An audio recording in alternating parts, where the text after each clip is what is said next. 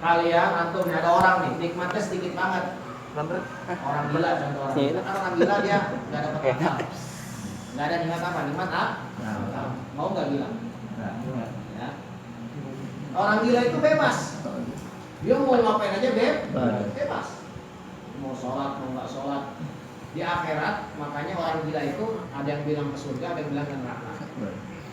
Ya. Gimana orang gila nanti di akhirat? Istilah ulama. Tapi ada yang bilang nanti diukurnya itu dari mulai sebelum gila. Ya, kalau dari sebelum gila sampai waktu gila ternyata banyakkan pahalanya masuk ke mana? Surga. Tapi kalau banyakkan dosanya masuk ke mana? Tapi ada yang bilang jadi orang gila itu tengah-tengah nanti tempatnya. Ke neraka enggak, ke surga juga. Jadi dia mah tengah-tengah. Bermain. Di flight. Makanya orang gila itu makin banyak nikmat, makin banyak tanggung jawab kita ya. Antum, saya alhamdulillah kasih akal, ada komitmennya, harus ibadah. Nah sekarang akal punya, tapi meriang badan sakit, itu kurang lagi kewajibannya. Puasa nggak wajib, ya. Sholat tetap wajib, cuman caranya lebih gampang, nggak usah diri, nggak ke masjid pun nggak apa-apa. Ya. Udah, ya. Wassalawatul masnunatu, dan sholat-sholat yang disunnahkan. Wassalawatul masnunatu, dan sholat-sholat yang disunnahkan. Ini sholat sunnah di sini, sholat sunnah yang sunnah dilaksanakan dengan berjamaah. Dan sholat-sholat yang disunnahkan, Khomsun ada 5. Khomsun ada 5.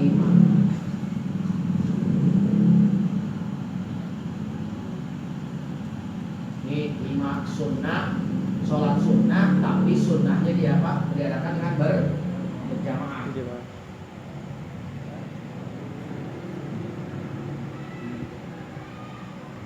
Al-Ida ini pertama dan kedua, ini ada 2 langsung sekaligus.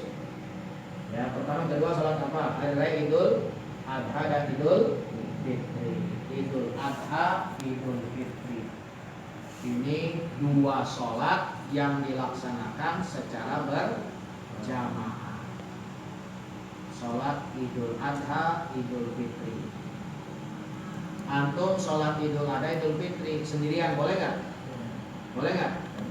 Boleh. Ya, ada yang nanya ke saya waktu kemarin kan PKB itu. Gimana itu sholat Idul Adhanya?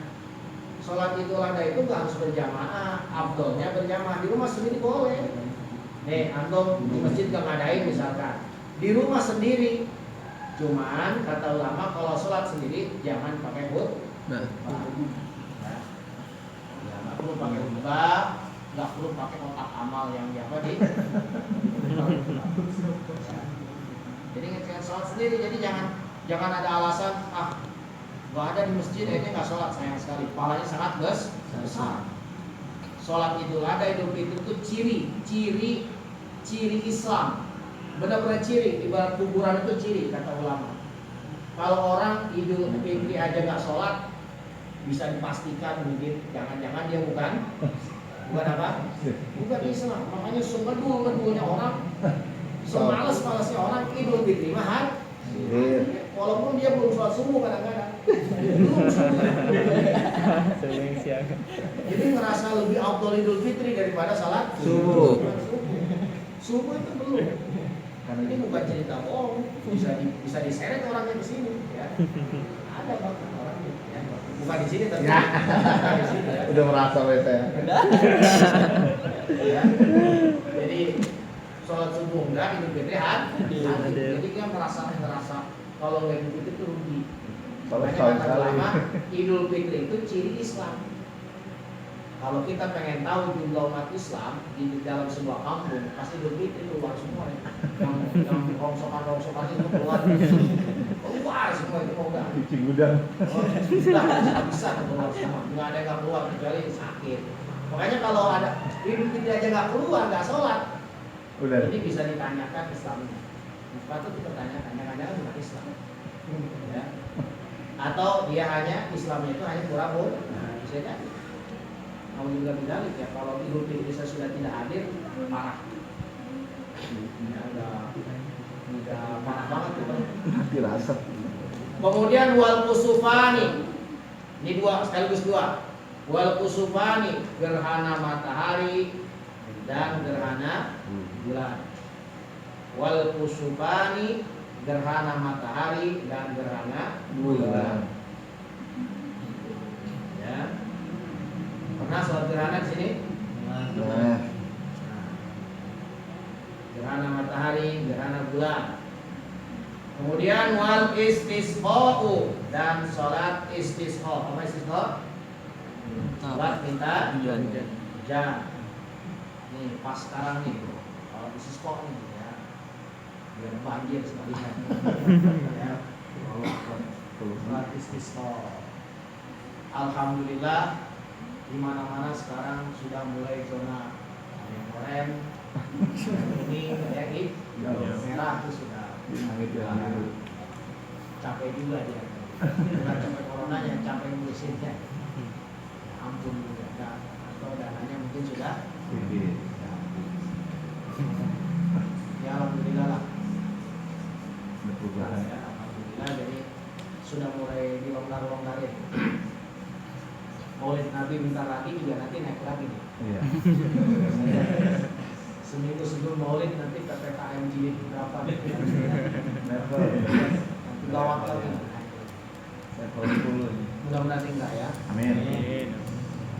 Digeser nggak libur Maulid? Saya nggak tahu. Geser. Hari apa? Senin. Hari Rabu. Hari Rabu. Hari Rabu. Iya. Kenapa pas Agustus kemarin enggak ya? Masih udah Selasa kan? Harga mati. Enggak, digeser ya? Enggak. Kenapa ya? Ada apa ya? Tanya tuh pegawai. Tanya Jokowi. Selasa gitu. 19 tahun. Kemarin disuruh bilang malam guys. Digeser ya? Sholat istisqa, sholat minta hujan. Jadi kalau antum semua, ini kan sholat sunnah. Nah sekarang bagaimana antum masih punya kodoan? Kodoan masih banyak. Apakah dianjurkan sholat sunnah? Tidak. Tidak. Jadi nggak perlu antum sholat sunnah segala. Kalau kodoan masih banyak. Ya. Kodo saja sudah, kodo aja udah. Yang lain pada sholat sunnah. Idul Fitri hadir, tidak ada masalah. Hadir. Andai kan mau sholat tidak ada masalah ya. Cuman kalau bisa fokus lunasin hutang kodo. Jangan sampai kodo dilupakan, sholat sunnah ditingkatin, sholat tahajud, sholat duha, kodo kagak dilaksanakan. Kayak gini nih, punya hutang kagak dibayar-bayar, malah milih sodako, ke masjid lah, santunan yatim lah, amal jariah, hutang kagak dibayar-bayar, itu salah itu. Ya. Lebih gede pahala bayar hutang daripada bangun masjid. Nyantum ngasih ke masjid 10 juta. Hutang sama tetangga udah 5 tahun kagak dibayar. Itu salah kaprah. Jadi hutang itu duluin, bayar hutang dulu baru sedekah sunnah. Bahkan dosa. Ya. Kalau sedekah itu sunnah. Kalau bayar hutang sama. Idul Fitri sunnah, Idul Adha sunnah, gerhana matahari sunnah, istisqa sunnah, sholat qada wajib. Qada dulu beresin. Ya, jangan. Cuman ya artinya nggak ada masalah sih andaikan mau sholat sunnah juga. Cuman jangan sampai gara-gara sholat sunnah qadaan ditinggal. Sedikit lagi wasunnatu tabi'atu lil faraidi, dan sunnah-sunnah yang mengikuti sholat fardu dan sunnah dan sholat sunnah yang mengikuti sholat fardu dan sholat sunnah yang mengikuti sholat fardu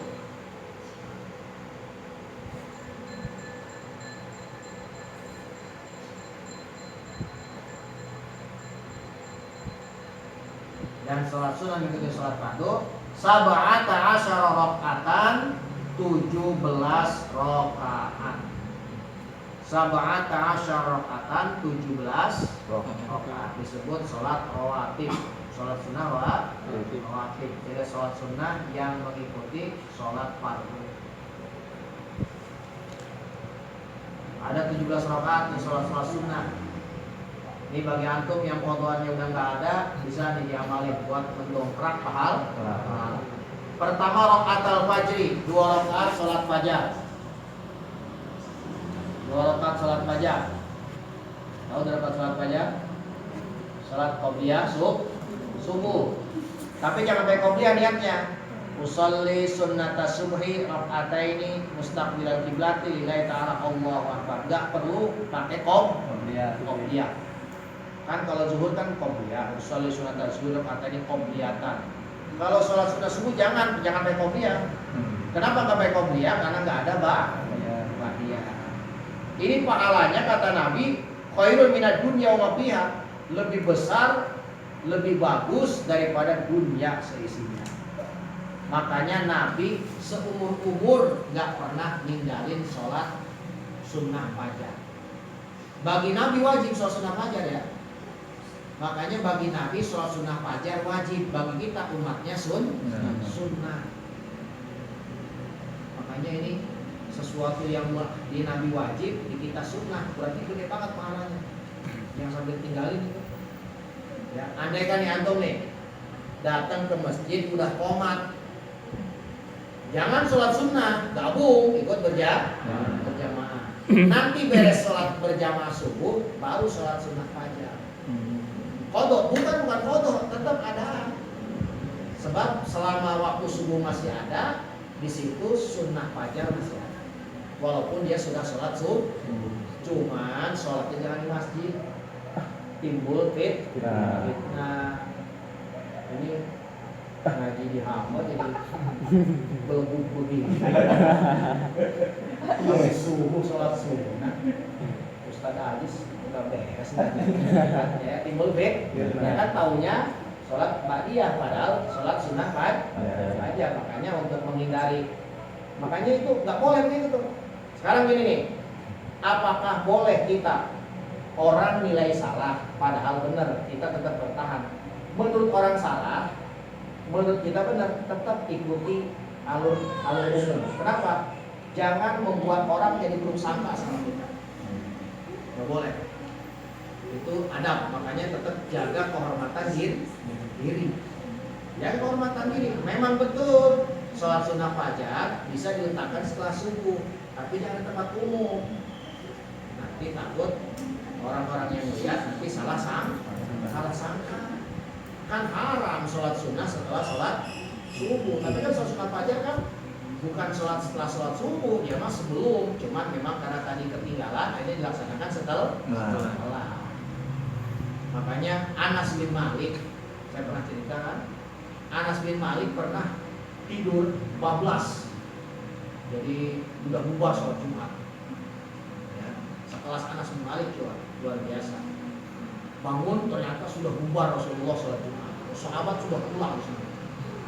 Akhirnya beliau langsung, beliau waktu itu belum ada speaker ya, mungkin belum selesai. Langsung beliau mandi, bahkan nggak mandi langsung duduk berangkat. Tiba-tiba di tengah jalan sahabat bubar keluar dari masjid. Itu beliau ngumpat langsung mencari ruang kosong. Ngumpat, ya, bersembunyi di tempat yang kosong. Jadi sampai orang bubar semua baru beliau keluar. Nah ini kata ulama, kenapa beliau melakukan ini? Menjaga kehormatan Islam. Kok bisa begitu? Karena beliau levelnya ulama. Apa kata dunia? Anas bin Malik tidak sholat Jumat. Taruhlah misalkan kayak Ustaz Ubaidillah, ya, beliau misalkan uzur, akhirnya nggak sholat Jumat keluar. Tentu ini bikin heboh kampung. Ustaz nggak sholat Jumat ini beda, nanti bikin makin males orang yang apa? Yang nggak sholat Jumat. Boleh nggak usah sholat Jumat, nggak Ustaznya nggak sholat. Kalau panggil Kan dia tahunya nggak sholat, tapi nggak tahu sebab padahal sebabnya kan sakit. Makanya nih seorang ustaz, seorang kiai ketika nggak sholat Jumat, jangan cerita ke orang, sembunyi. jangan sampai yang tahu. Takutnya orang tuh tahunya kita nggak sholat Jumat, ini jadi bahan motivasi orang untuk semakin marah. Ya, jangan. Makanya suka negor sama orang-orang. Kadang-kadang kan guru saya nggak pernah cerita kalau nggak ke masjid itu, misalkan anak nggak sholat jamaah, di rumah sholat di rumah, nggak pernah cerita sama orang. Kenapa? Ini khawatir timbul prasangka buruk. Bukan kita pengen dihormati, sebab seorang guru kalau nama baiknya sudah tercoreng, nanti dia ngajar tidak akan didengerin. Akhirnya apa? Dakwah Islam jadi korban. Coba kalau anak di balik waktu itu ketahuan nggak sholat Jumat, beliau mengadakan pengajian, pasti kan orang nggak mau dengerin lagi. Akhirnya apa? Ilmu Islam jadi hilang. Hanya seorang ulama, seorang guru harus menjaga kehormatan diri. Guru ayam, ustaz ayam, ustaz makan mie ayam sambil diri, tengah jalan, cekikik gitu kan, kanan kiri, cewek-ceweknya, apa punya, Iya. ya ngobrol sama tetangga gitu kan, cuma sambil itu kan udah nggak pantas. Orang mau ngaji juga pantas. Ustaz apa? Oknum itu oknum. Seorang guru harus punya wibawa. Ya. Hal-hal yang nggak pantas jangan dilakukan. Ya.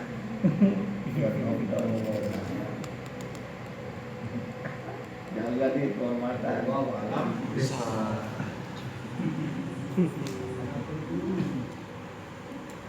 Ustaz, kalau masalah tadi apa namanya kita sholat makruh, kalau kayak kita yang udah berumah tangga, Ya. kayak saya misalkan yang lain enggak, itu masih tanggung jawab dari orang tua kita atau kita udah masing-masing tanggung jawab ke anak kita? Ada masing-masing. Oh, udah itu udah lepas gitu berarti. Cuma tergantung waktu kecilnya sih. Kalau waktu kecil jangan dididik, sampai kapanpun. Masih Misalkan dia tanggung nggak sholat nih, Hmm. udah gede, udah punya anak, udah punya istri, dia nggak sholat gara-gara dulunya orang tuanya nggak dididik, terus kena orang tuanya. Oh, dari situ kenanya dia. Terus. Kalau dari orang tuanya tetap udah usaha ini, Kalau udah usaha enggak. udah dia berumah tangga, dia baru tobat itu. Bahkan gini, kalau orangnya udah orang tua udah mendidik, udah mesti tahu. Jangan kan udah rumah tangga, seketika itu pun udah nggak kena dosa. Yang penting kita keluar omongan itu didikan kita. Mau ngaji, Lebu busa dah kita bilang itu bocah. biar dia mau ngaji. Justru kan orang tua nih yang dosa itu anak nggak diajarin Quran, nggak disuruh pengajian, sholat nggak disuruh. Itu sampai kakek nenek bahkan terus-terusan orang tetap kebagian dosa. Makanya kata Nabi kan gitu. Ketika orang tua nggak mendidik anak melakukan dosa, ismu ala abi. Terus ngalir ke orang tua. Seumur hidup Kenapa? dia ya. Salah orang tuanya, orang anaknya jadi begitu. Kecuali dia tobat. Ini kayak sekarang nih anaknya udah rumah tangga, jadi sol ya kan, ngaji ke ustad, tapi langsung dia datang ke anaknya yang sudah rumah tangga itu nasihatin, Bilangin lagi ya. kamu jangan ini sholat yang rajin itu stop. Putus dah tuh orangnya. Ya. Jadi dia sudah kalau dia minta maaf tapi tetap dia sama anaknya, maafin bapak dulu nggak pernah nyuruh kamu sholat, ya. Nggak masukin kamu ke pengaji. Iya. Ya sekarang kamu ngaji, sholat, ya ikuti pengajian tuh, ya. Bapak nggak mau kena dosa terus, itu udah di situ bebas. Udah putus atas maafnya dia itu. Karena dia orang tuanya sudah. Jadi orang tua jangan merasa capek mendidik anak.